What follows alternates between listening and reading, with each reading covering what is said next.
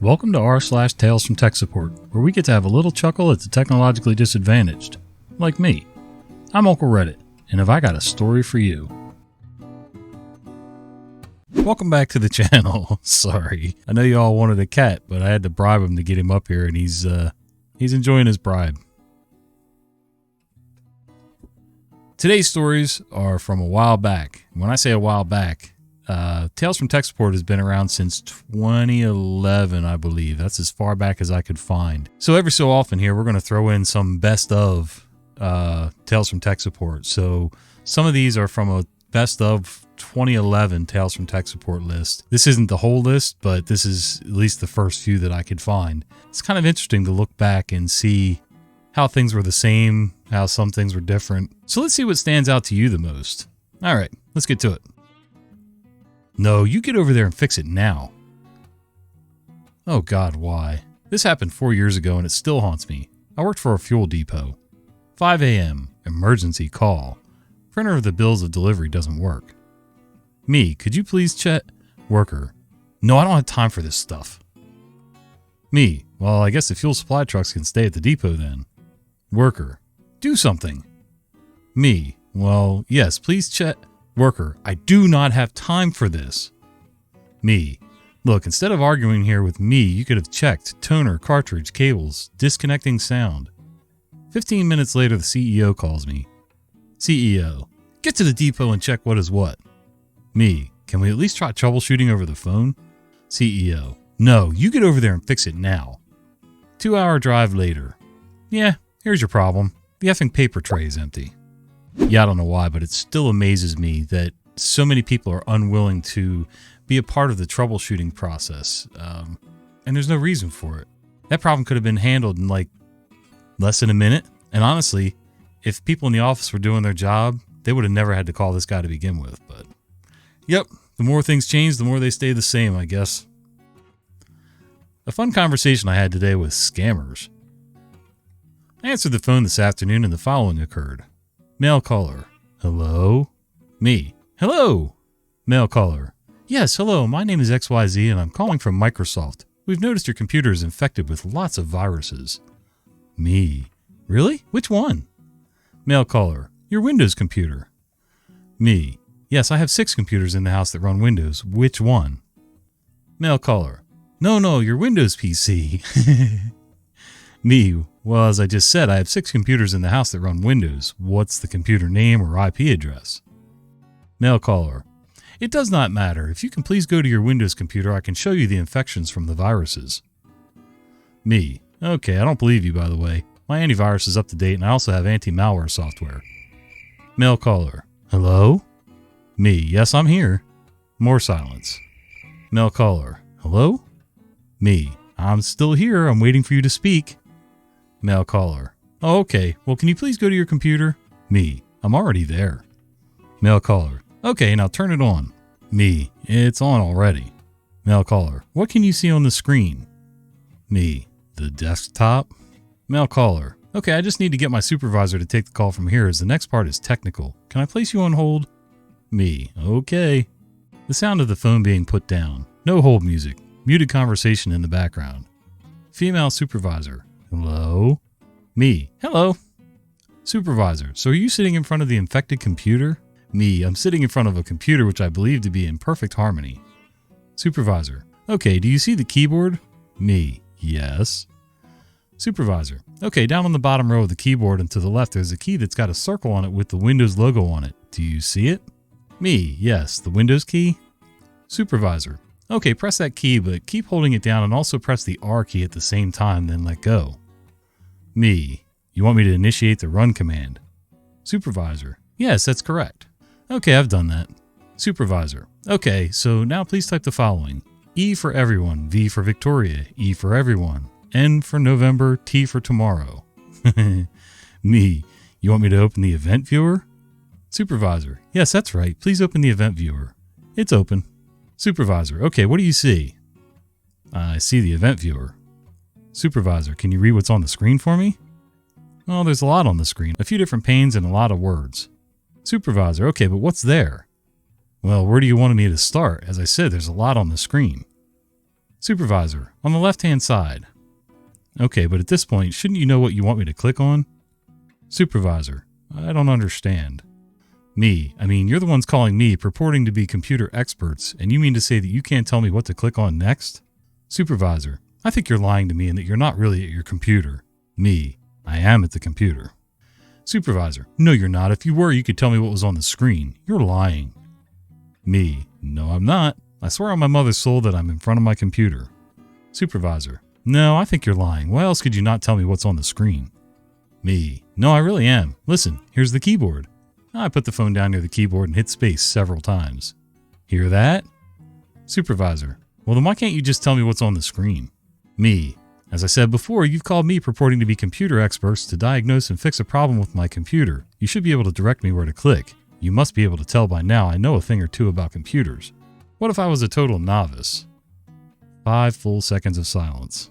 Supervisor, okay, double click on Windows logs on the left side. Me, there we go. I can see that, so I'll click it. That wasn't hard, and now you have restored my faith in you. Supervisor, okay, so now what do you see?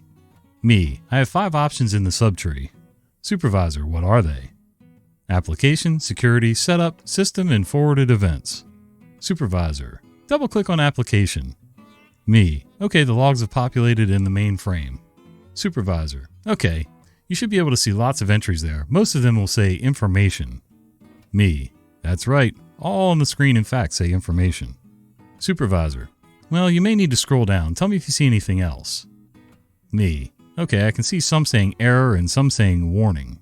Supervisor, okay, so those are the infections. Me, no they're not. Supervisor, yes they are. Me, no they're not. Supervisor, okay, well what are they then? Me, well for example, one of the errors is from last night when a game I was playing, Skyrim, crashed. Supervisor, that is because of a virus. Me, no it isn't. The program crashed. It's a known issue that's affecting thousands of people with this game, and the company that makes it are making a patch for this and other known issues as we speak. Supervisor, well what about one of the warnings? Me, okay, well the first warning here is an advice that my Samsung Software's update service could not be restarted. Also not a virus. Supervisor, but you don't know. All these could be viruses. Me, they're not. As I said to your colleague, I have up-to-date antivirus software and anti-malware software. But even ignoring that, knowing that new viruses are always being made, I know what the event viewer is and how it works. And you won't scare me saying all these errors and warnings are viruses and infections. Because they're not. They're normal things like program crashes and notifications that things didn't go quite as expected. And they get logged so that if you need to investigate further, you can. Supervisor, that's not true. You don't know anything.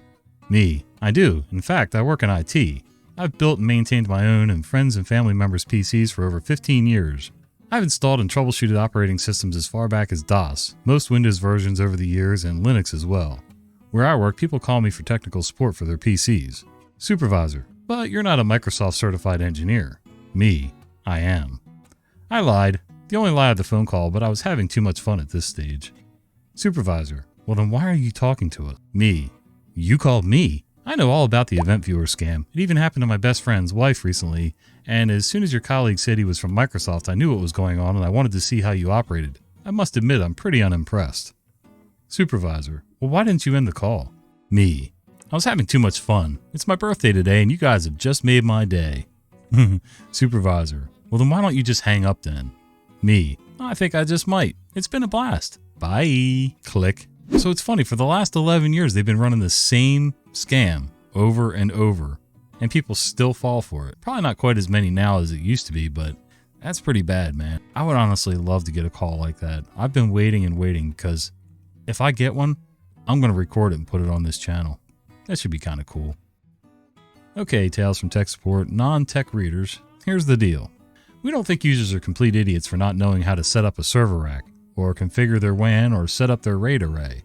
We think users are idiots when they don't understand what the start menu is, how to type in a web address, or what right-click means.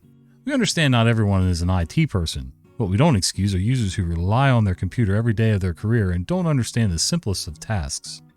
I use my car every day to get to work. I'm not a mechanic, but I understand how to put gas in my tank, change my oil, change a tire, and how to check fluids. I'm not a carpenter, but I know what side of a hammer to use. how to use a level, a tape measure, and how to use a saw. I'm not a doctor, but I know to drink more water and maybe some Tylenol for a headache, how to stop bleeding of an open wound, how a tourniquet works, and how not to mix painkillers and alcohol. We aren't asking you to be super advanced with computers, just learn your basics to do your job. That is 99% of our complaints. We understand our job is to support the users, but turning on someone's computer or how to click File, Save, or what the start menu is basic stuff. I don't go to my mechanic and have him put gas in my car. I don't get a carpenter to hang a picture. I don't have a doctor treat a paper cut. I learn the basics so I don't waste my time nor the professional's time. I would expect users to do the same. I see a lot of people saying we expect too much and to be happy because it keeps us employed. Well, when you have users who don't bog you down with simple stuff, you get the proactive IT staff that get to work on minimizing downtime and upgrading the infrastructure. Moral of the story, stop pampering ignorant users and blaming tech support for expecting too much of users. Happy Thanksgiving, IT. That was well put, and I get it. Yeah, when there's a tool that you put your hands on every day to work, there are some definite basics that you should know, just like this OP said. This was from 11 years ago. So, yeah, again, still the same. I find that most of it boils down to people being lazy and just not wanting to take any initiative. You know, I call it the not my job syndrome, you know. Man, some of these stories could have been from yesterday for all we know. You did what to your server? I work help desk support for a software company that specializes in practice management software for dental offices. The good thing about this job is a lot of our clients are courteous and at least somewhat competent. Mostly. I received a phone call from an office tech one day a few years ago. He had a few basic questions about installing our software to a new server and what our system requirements are. While I emailed him the documents, I decided to ask him why they're changing servers. Did the old one die or did they just want an upgrade? He sighed and started to tell me the story of what happened to the server. The office staff came in that morning and started their power on their computers to get ready to start their business day. When they tried to open our software on their workstations, they received an error stating the software couldn't make a network connection to the server. At this point, they called their tech to report their network was down. Their tech drove to their office to see what has happened. When he came in, he went to the server, or rather where the server should be, because you see, where there should have been a server was just an empty spot under a desk. He asked them where that computer went. Their response? Oh, it didn't turn on this morning, so we threw it away. We never used that computer anyway. That's right, they threw their server in the trash. He went out to the dumpster to see if it was salvageable because, as fate is a cruel bee, the garbage man had already picked it up. God, I love my mute button because I was trying my best not to laugh and failing horribly. Not only did they toss out their server, but we then discovered that the office hasn't been doing their regular backups. Why it wasn't automated is a mystery to me. The last backup they had was from around a year before the incident.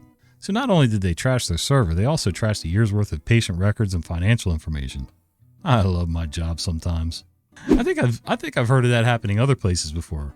Oh, yeah, it didn't power on and we don't use that anyway, so we just tossed it. And it's funny, like nobody takes notice that it's probably a different size computer, maybe a little heavier because of the extra drives, something like that. Usually runs a little louder. Back then, like a Dell PowerEdge would sound like a damn jet plane taking off on the runway. I don't know if that's what it was or if they were just running the basic Windows machine with a couple extra drives for backups, but some decisions they just shouldn't be able to make in an office. If it wasn't working, just unplug it and move it aside if you're concerned about it, taking up that valuable real estate. Well, hey guys, I hope you enjoyed this video, and if you did, do me a favor. Can you click like and subscribe maybe? The cat says to go ahead and click this video right here so you can get some more stories. See ya. Say bye, Nickel. Man, he is out.